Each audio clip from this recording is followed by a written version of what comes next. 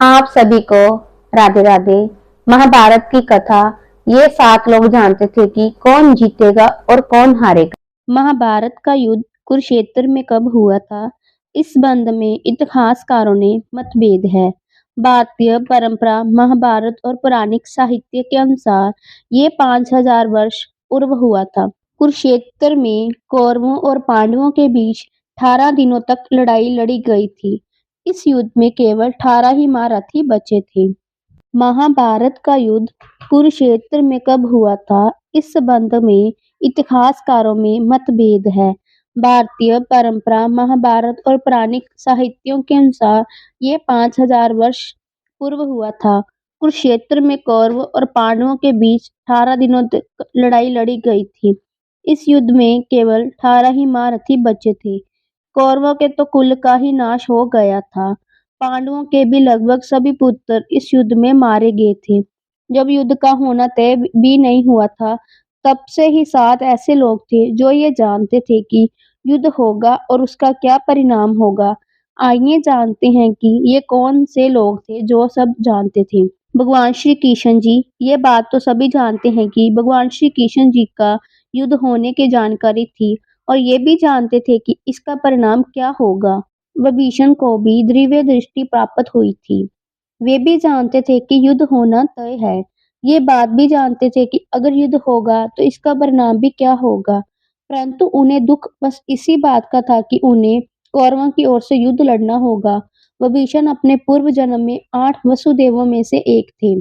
ऋषि वेद व्यास जी। ऋषि वेद व्यास जी भी दिव्य दृष्टि प्राप्त ऋषि थे और वे भी जानते थे कि युद्ध तय है।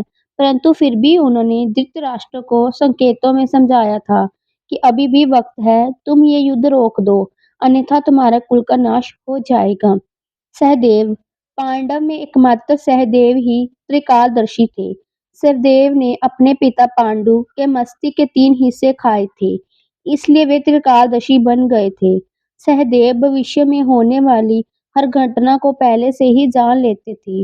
वे जानते थे कि महाभारत होने वाली है और कौन किसको मारेगा और कौन जीतेगा। लेकिन भगवान कृष्ण जी ने उसे श्राप दिया था कि अगर वे इस बारे में लोगों को बताएगा तो उसकी मृत्यु हो जाएगी। संजय। ये भी कहा जाता है कि संजय को भी युद्ध का क्या परिणाम क्या होगा ये ज्ञान था। संजय को महर्षि वेद व्यास जी ने दिव्य दृष्टि इसलिए प्रदान की ताकि वे महल में ही बैठे हुए युद्ध को देख सके और उसका वर्णन धृतराष्ट्र जी को सुना सके। दरअसल महर्षि वेद व्यास जी ने धृतराष्ट्र जी से पूछा कि ऋषिवर, यदि आप इस युद्ध का परिणाम बताने की कृपा करेंगे तो कृपा होगी। तब वेद व्यास जी कहते हैं कि जो वृक्ष छाया नहीं देते उनका कट जाना ही उचित है।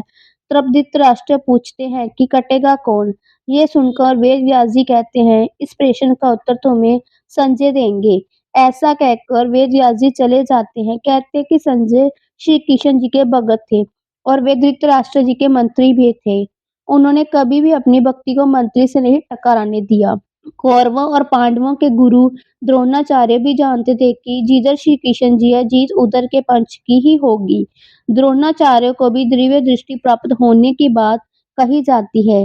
देवगुरु बृहस्पति जी ने भी द्रोणाचार्य के रूप में जन्म लिया था। कृपाचार्य। ये भी कहा जाता है कि कृपाचार्य जी को भी युद्ध के परिणाम का अनुमान था। उन्हें भी दिव्य दृष्टि प्राप्त की थी, क्योंकि श्री कृष्ण जी के विश्व रूप का दर्शन वही लोग कर सकते हैं जिनके पास दिव्य दृष्टि थी।